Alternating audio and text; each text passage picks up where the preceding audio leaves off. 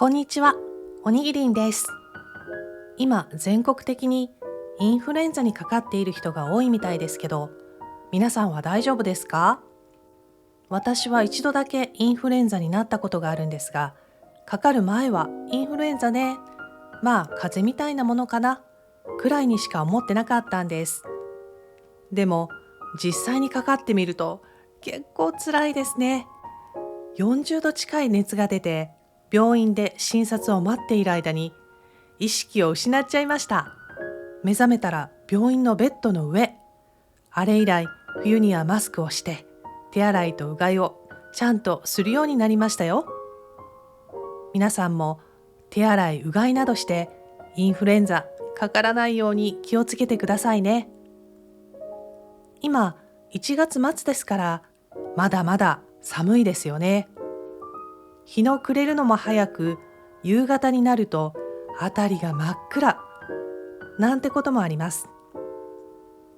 街では街灯があるのでなかなか見えづらいかもしれませんが、空にはひっそりと、けれど確かに輝くものがあります。そう、星です。夜になると空では星たちがその輝きを増しています。特に冬の星空はその澄んだ美しさで私たちの心を引きつけますよね。今日はそんな冬の星空の魅力をお話ししていきたいと思います。冬は星空がとても綺麗に見えます。特別に美しいのは空気が澄んでいるから。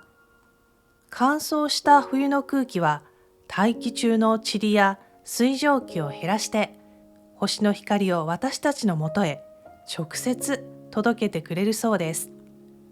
まるで夜空全体が大きなスクリーンになったようですね。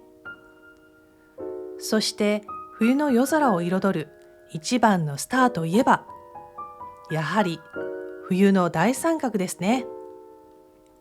でも実際どの星のことなの？思ってらっしゃる方もいるかもしれません。私もその一人です。その星の一つ一つを見ていくと面白いんですね。まず冬の大三角を形作っている一番の星はオリオン座のベテルギウスです。オリオン座は狩人オリオンのことで、右手に持っているのは退治した大きなライオンの毛皮だそうです。そして左手には太い棍棒を持ち振りかざしているんですね。このベテルギウスっていう名前、ちょっと変わってますよね。ベテルギウスなのかペテルギウスなのか、濁点なのか丸なのかについては、もともとの綴りを見てみると B から始まっているのでベテルギウスみたいですね。アラビア語で巨人の肩とか脇の下という意味があるそうですよ。オリオン座が狩人の姿をしているので、その肩にあたる星というわけですね。それにしても巨人の肩ってなんだかすごく力強い感じがしますよね。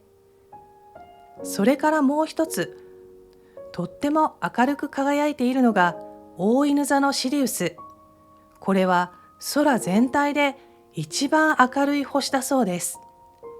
シリオスという名前はギリシャ語で焼き焦がすものという意味があるそうです。その明るさがまるで太陽のように焼き焦がすように見えるから、そう呼ばれるようになったのかもしれませんね。ちょっと怖いような感じもしますけどね。この星を見ると本当に目がくらむような、そんな気分になります。そして最後に、ちょっと控えめだけどしっかり輝いているのがプロキオン。このプロキオンという名前はギリシャ語で犬の前という意味があるそうです。これは大犬座のシリウスよりも先に夜空に昇ってくるから、そう呼ばれるようになったんだとか。シリウスの先導役みたいな感じですよね。この3つの星、ベテルギウス、シリウス、プロキオンを線で結ぶと、夜空に大きな三角形が浮かび上がります。それが冬の大三角です。この三角形を目印にすると、他の星も見つけやすくなるので、ぜひ探してみてくださいね。それにしても、星の名前って本当にいろいろあるんですね。アラビア語だったり、ギリシャ語だったり、その名前の由来を見ると、星たちをより身近に感じられるような気がしませんか？昔の人が星を観察しながら、その特徴や物語を星の名前として残したって思うと、なんだかロマンチックですね。星空は私たちに静かな時間と癒しを与えてくれます。星空を眺めていると、心が静かに満たされていくような、そんな感覚になることがあります。日々の喧騒から離れ、ただ星空を見つめていると、広大な宇宙を感じ、自分自身の存在がとても不思議に思えてきます。最近はスマートフォン用の星空アプリも進化していて、カメラを空にかざすだけで星座の名前や星の位置を知ることができるようになってたんですね。私もそういったアプリを活用しながら星空を観察してみたいなと思います。また、天体望遠鏡を使うとさらに詳しい星の姿を観察することができるんですね。星や惑星のクレーターなど、肉眼では見えないものを観察するのもまた違った楽しみの一つです。ちょっと望遠鏡がいくらぐらいするのかは気になっちゃいますけどね。ただ、星空を観察するときは暖かい格好をするのを忘れないでくださいね。私もふんわり暖かい帽子とマフラー、そして手袋を装着して完全防寒体制で空を見たいなって思います。あと、温かい飲み物もあればいいですよね。ホットココアとか最高です。今日は冬の星空についてお話ししてきました。いかがでしたでしょうか？